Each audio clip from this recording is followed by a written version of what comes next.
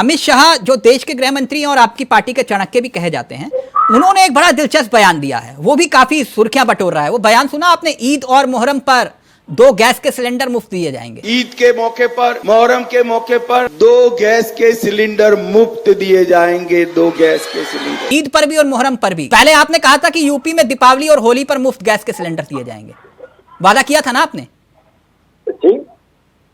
वो सुना आपने? अमित शाह जी ने कहा 2 गैस के सिलेंडर मुफ्त दिए जाएंगे। 2 गैस के सिलेंडर ईद पे मुहर्रम पर देंगे गैस के सिलेंडर। नहीं, हमने तो जो वादा किया वो पूरा भी किया है। तो यूपी वालों को मिल रहा है 2-2 सिलेंडर मुफ्त मिल रहे हैं। नहीं, कर्नाटक और हिमाचल में आने दीजिए ना, त्योहार तो आने दीजिए ना सर। नहीं, आपने यूपी में ऐलान किया था, तो यूपी में मिल रहे हैं ना 2 सिलेंडर फ्री। अरे क्यों नहीं मिलेंगे सर? ऐलान किया नहीं मिलेंगे, नहीं वो आपने तब ऐलान किया था, अब मिल रहे हैं कि नहीं, मैं ये पूछ रहा हूँ। अरे सर क्यों नहीं मिलेंगे? त्योहार तो आने दीजिए पहले, जिन अवसरों के लिए नहीं, बोला त्योहार तो बीत मिलेंगे। गया, अब दीपावली फिर आने वाली है, होली भी बीत गई। अरे सर आने दीजिए, दीपावली आने दीजिए चाला साहब, निश्चित तौर पे मिलेगा। नहीं, क्योंकि राजस्थान का मेरे को एक किस्सा याद आ रहा है। राजस्थान में बकायदा आप लोगों ने पोस्टर हाथ में थाम के कहा था 450 रुपए का सिलेंडर मिलेगा, सस्ते सिलेंडर के नाम पर, जो है राजस्थान में आपने कहा था। हरियाणा में भी आपने यही वादा कर दिया। तो केंद्र सरकार ने, मैं अपनी बात रख रहा हूं, आप ही को पूरा मौका दूंगा। केंद्र सरकार ने यह कहा कि 450 रुपए में सिलेंडर हम नहीं दे पाएंगे, क्योंकि हमने कोई वादा किया ही नहीं।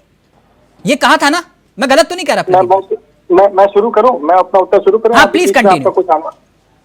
देखिए चाला साहब, राजनीतिक जब ये चुनाव के आंदोलन के आरंभ में या उनके शुरू में जब कोई घोषणाएं होती हैं, तो सरकार उस समय जो घोषणाएं करती है, प्लस उसको जब सरकार बनने के बाद रियलिटी में जब उतारती है, अगर आप उसको देखेंगे तो हमारा परफॉर्मेंस सबसे बढ़िया है।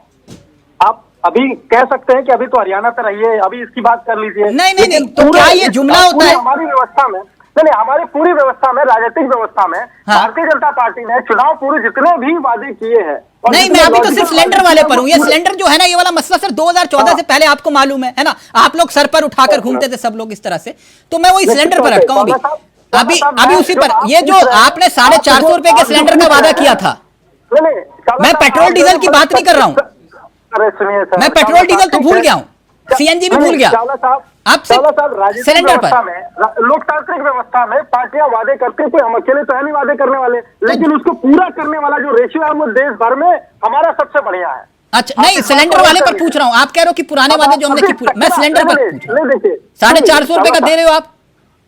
अरे चावला साहब, अब इतना ड्रीप फनल को डाउन करके देखेंगे तो फिर मैं भी प्रश्न कर सकता हूँ ना कि उस पर भी काउंटर प्रश्न होना चाहिए। आप हमें से क्यों पूछ रहे हो? सर आपसे आपने वादा किया तो मैं आप ही से पूछूंगा ना। 450 रुपए का तो वादा आप ही ने किया। प्रस्तुत कर रहा हूँ पूरे होते। आप अगर केवल एक चुनाव को ध्यान में रख करके उन्हीं के वादों को लग जाएंगे तो उस हिसाब से तो कर्नाटक। अच्छा, तो मैं सिलेंडर पर बात ना करूँ। अरे सर आप पढ़िए सर, स्वतंत्र है। मैं तो, आप अपने प्रश्न रख रहे हैं, मैं उत्तर रख रहा हूँ और मेरा उत्तर नहीं। तो आप 450 रुपए का सिलेंडर अगर हरियाणा वालों को दे रहे हो तो हम लोगों ने क्या कसूर किया? तो हमें भी दे दो ना 450 का। मैं एक बात जोड़ना चाहूंगा तिलक जी, एक बात जोड़ना चाहूंगा इसमें कि आप अगर, अब मैं ये कह रहा हूं कि हम ओवरऑल परफॉर्मेंस पूरी केंद्र और राज्य दोनों के चुनाव को अगर आप देखेंगे तो भारतीय जनता पार्टी ने जितने भी वादे किए चुनाव के पूर्व, उसके पूरा होने का प्रतिशत बाकी किसी अन्य दल से हमारा सबसे। सर आप बात घुमा रहे हो। प्रदीप जी मुझे एक बात बता दो, आपके घर में सिलेंडर आता है, कितने का आता है? जो जितने रुपए में आपके घर से आता है, क्योंकि मैं भी मध्यम वर्गीय परिवार से आता हूँ, जितने में आप खरीदते हो उतने में मैं भी खरीदता हूँ। नहीं तो बताने में क्या दिक्कत है सर, बताइए ना कितने का आता है। अरे सर मैं तो महीने का एक बार पैसा देता हूँ, मैं सिलेंडर का दाम थोड़ी पूछने जा रहा हूँ घर वालों से कि भाई कितने का लिया इस बार। सर आप पूछना चाहिए आपको कि सिलेंडर, आप भाजपाई हैं तो पूछना तो चाहिए ना कितने का सिलेंडर। मैं थोड़ा अकेले रहता हूँ, मेरे जो सहयोगी हैं पहले तो आप सर बताते थे इतने का सिलेंडर आ रहा है, इतने का, आप कह रहे हो कि हमें रेट ही नहीं मालूम। खैर कोई बात नहीं। अरे सर मेरा भी वही सिलेंडर का रेट आता है जो आपका आता है। अब सर आपको मालूम तो होगा ना आपका कितने का आता है। अब हो सकता है मैं हरियाणा का वासी हूँ, अगली बार 450 रुपए का है। नहीं, मैं अगले कार्यक्रम में आपको बता दूंगा अपने सहयोगी से पूछ के कि उन्होंने आखिरी सिलेंडर लिया था उसको कितना पैसा दिया। ठीक है सर, अगली बार बता दीजिएगा। ठीक, ओके। एक बात समझना चाह रहा था, आप कह रहे हो कि कुमारी शैलजा के सम्मान में बीजेपी मैदान में, हमारा दिल पसीज गया, इतना बुरा हो रहा है, उनका अपमान हो रहा है बीजेपी सम्मान में। राजशाला जी हर महिला के सम्मान में। सर वो जंतर मंतर पे भी तो महिलाएं बैठी हुई थी ना, पहलवान बेटियां बैठी हुई थी, है ना? वो तो हर आपके मंत्री सांसद के कुंडी खटखटा रही थी कि हमारे समर्थन में आ जाओ, तब तो कोई नहीं आया ना। तो आप रुकिए, मेरी बात सुन लीजिए सर, सवाल ले लीजिए, वो विषय छोड़ दीजिए। हरियाणा में आपके तमाम जो चेहरे हैं, आप कह रहे हो कि हमारे घर में सब कुछ ऑल इज वेल है, कि आपके घर में अगर हम बागियों की लिस्ट देखें, यानी कि हरियाणा में बीजेपी के बागियों की लिस्ट देखें, तो वो लिस्ट बहुत लंबी है जिन्होंने पार्टी को छोड़ दिया।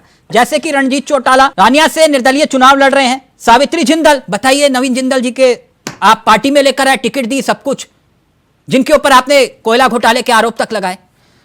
हिसार से निर्दलीय उम्मीदवार हैं वो सावित्री जिंदल। तरुण जैन हिसार से निर्दलीय उम्मीदवार।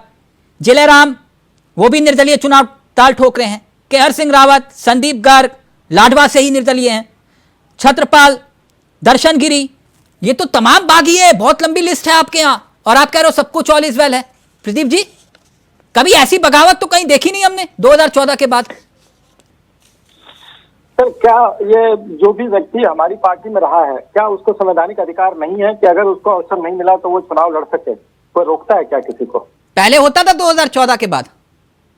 नहीं, कोई रोक सकता है क्या? नहीं, मैं पूछ रहा हूं, जानकारी चाह रहा था बस। सुन लीजिए सर, ये तो पार्टी अपनी रणनीति के आधार पे जो सबसे अच्छा अवसर हो सकता है वो सभी को देती है। अच्छा, और उसमें ऊपर नीचे होता रहता है। पहले अगर आप मुझे किसी राज्य का ही उदाहरण दे दे जहां पर इतने बागियों की फहरिस्त दिखाई देती हो 2014 के बाद से, कभी किसी राज्य में आपने सुना हो कि इतने बागी एक साथ मैदान में उतर गए हो और जो बीजेपी की नैया में ही छेद करने पे तुले हो?